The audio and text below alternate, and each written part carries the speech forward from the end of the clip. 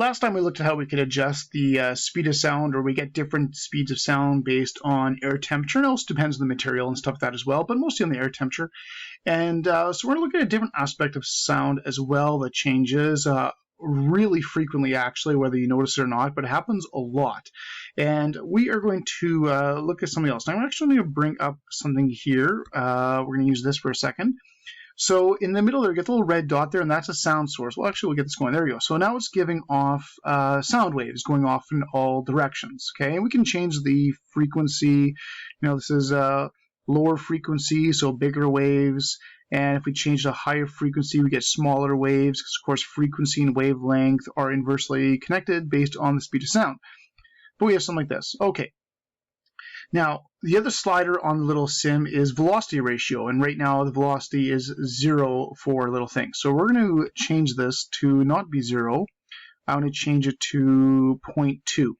Okay, so now it's moved over to the left, and it's going to move to the right. And as it moves to the right, it is going to give off sound. And if you notice, the sound waves aren't the same everywhere.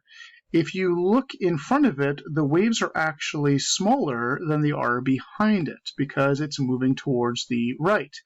And if we change the velocity ratio even more, it becomes way more obvious. Now, the thing is, if you change the length of the waves, you will then change the frequency. And this is something that some of you guys probably know already, and it's actually done in grade 9 science and astronomy with light waves and stuff like that. This is the Doppler effect, and the Doppler effect or Doppler shift occurs and is often a consequence or is the cause of sound waves sounding different than they actually do. So we're going to look at that a little bit today. Okay, so let's start with this. We're going to look a little bit at Doppler shift. Okay, so this is something you guys actually took in grade 9, or you should have taken in grade 9 with your astronomy unit when you talk about stars moving away and towards, or us moving closer away. They had red shift and blue shift in starlight. Well, Doppler shift occurs with any kind of waves, doesn't make any difference. But Doppler shift occurs when you actually have some kind of motion, and when you have this motion, it actually changes the wavelengths and the frequencies. Okay, so if we go back to that simulation for just a second, you can see, when the object was moving towards the right, the waves got squished together, and behind it, they get spread apart. Okay, so if you've got, and we can do the exact same diagram, no big deal. So you got a wave source, and maybe moving this way. In front of it, the waves sort of get squished together, and behind it, the waves get stretched apart. And in front here, so in front, your frequency has gone higher because your wavelength has gotten smaller.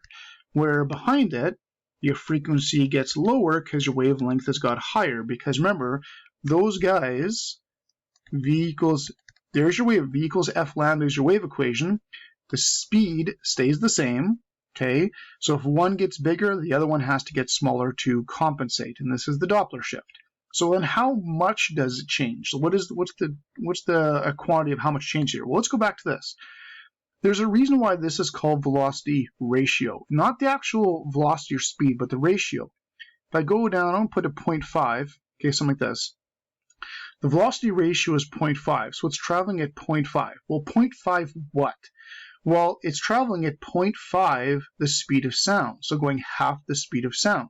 Okay, if I put the velocity ratio at 1, it's actually traveling at the speed of sound, actually keeps up with the waves in front of it. Okay, so that's what the velocity ratio is about, is how fast it's going compared to the speed of sound, because that's the key of how all this actually works and how much the tone will change. Okay, so let's go back to this. So, for example, in front of the thing, in front of the object here, if you are going, let's say you're going 20%. If you're going 20% the speed of sound, the frequency goes up by 20%. It's just that easy. And behind it, again, you're going 20% the speed of sound. Okay, the frequency goes down by 20%. It's a really, really simple idea. Okay, so that's how it changes. You just got to know, are things getting closer together, so the frequency goes up, or are they going farther apart, so the frequency goes down? That's basically it. So then how do we actually calculate the new frequency? Well, actually, it's not that difficult. Okay, so what we're going to do is we're going to go shopping. So you're going to go shopping for what every physics student needs, a nice brand new calculator, solar powered even, with a whole bunch of buttons on it, no big deal. We can get some colored buttons in there for fun, maybe some blue ones, a couple more buttons down here, okay, something like that. All right, nice new calculator, okay? Okay, now, when you buy the calculator, and the little price tag is on there. Let's say the price tag on there, and let's say the price tag is $25 for the calculator. Of course, when you actually buy the calculator, it's not going to cost you $25. Of course, there is tax. And we'll just make up something. Maybe there is 10% tax. Well, then you're not going to pay $25. You're going to pay $25 plus the 10% tax. And of course, the 10% of this, that would be $2.50. So if you actually looked at the actual cost, the cost is going to be the $25 plus the $2.50 for the tax. Okay. Well, I'm actually going to reverse engineer this to see that's where this actually comes from. What I'm going to do is I'm going to factor out the original cost. So if I factor out the original cost, we could see how this thing can sort of piece together.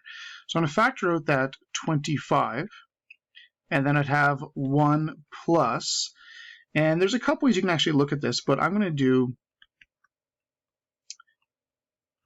this. I'm going to write it like this, and this is where the actual percent comes from, because of course this 2.5 divided by 25, that is 10%. That's where it actually comes from.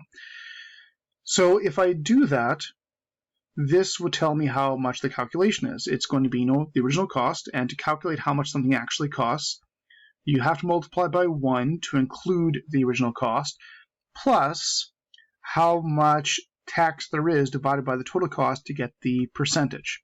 Okay, so if we sort of lay this out, it's basically the $25, 1 plus the percentage of tax is basically how it works. And you guys know this. I mean, if this thing is going to be 10%, it would be 25, 1 plus the 10%, or 25 times 1.10. There's a whole bunch of different ways you can look at it.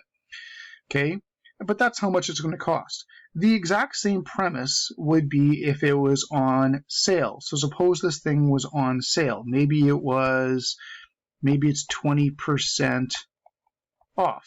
Well, to calculate it, instead of adding the percentage, you would subtract the percentage. You do 25, 1, take away the 0.2 to get the off sale, the percent off sale. Okay, so this is the exact same idea. You take the original amount, you either increase it by a certain percent or you decrease it by a certain percent to figure out how much it actually is. Well, the exact same thing applies for Doppler shift. If you want to find out the new frequency, that's the prime frequency. We did that in dynamics a little bit. That means, that little primed means the new one, so to speak. How do you do that? Well, you start with the original one. The same way the actual cost was the original one, that 25. And then you multiply it by 1 because you have to include the original value. And then you have to then add the percentage. And that's, whatever percent of the original cost was. But instead of using money and cost, it's all about speed. It's about the percentage of the speed that you're traveling. So you have to incorporate the speed of the object compared to the speed of sound. Now, you don't always add. Sometimes you add, like when you're including tax. Sometimes you subtract, just like when you're finding a sale price. So often you'll see this as a plus minus, and then you just look, hey, should be a higher frequency or a lower frequency? Should I add or should I subtract? Okay, so that is why if you go back to that simulation, it says the velocity ratio is 0.2. That is this part of the equation right there. So when they took the speed of the little red dot and divided by the speed of sound, they got 0.2, and that's where it kicks in. Okay, and if you're looking in front, you'd add the 0.2. If you're behind, you subtract the 0.2, and that's basically how it works. Okay, and that's how you can calculate new frequencies in Doppler shift. Okay, so let's practice a couple questions and sort of show you how this works. Okay, so we've got a little ice cream truck, and of course ice cream trucks have little bells and stuff like that. So let's say we've got some bells up here, and they're giving off sound at 5,800 hertz. And we got one little kid here who already got his ice cream, and he's running away from the thing, enjoying his ice cream. Let's say he's running at 3.6 meters per second. And then we have the other kid here with his money, and he's going to go get his ice cream, and let's say he's going towards the truck at 4.5 meters per second. Okay, now since the truck is at rest and the kids are moving, they're not going to hear the same frequencies. So I'm going to find out what frequencies my little two guys are hearing. So let's start with the guy with the cash. Let's start with him right there.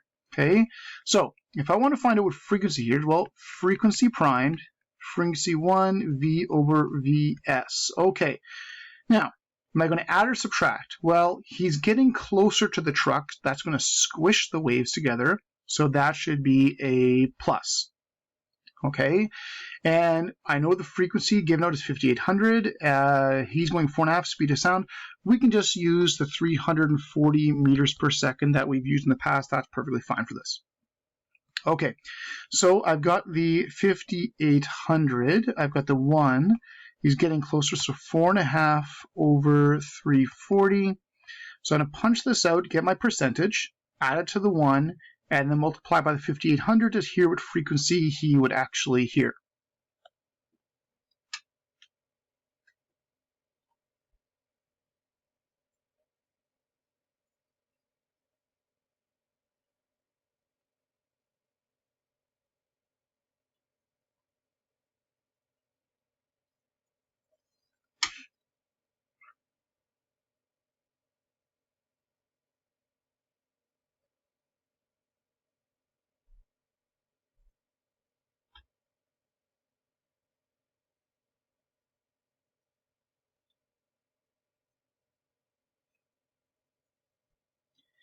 And that'll be about 5,739 hertz. So a little bit lower than the frequency. So this guy over here, his frequency got higher by a little percent because he's getting closer. This guy over here, his frequency got a little bit lower by a little percent because he's going further away. Now, one of the more common places you guys have actually heard this, of course, is when you're on the side of a street and a police car or a fire truck, an ambulance goes by, the siren going, and when it's coming towards you, it sounds really loud and high-pitched because the waves are getting squished together. And, of course, as soon as it goes past you, the tone drops really, really dramatically, and that's because the waves are now getting stretched out. So it doesn't seem like a huge difference in frequency, but with our hearing being pretty good sometimes, we can definitely hear the difference in tone.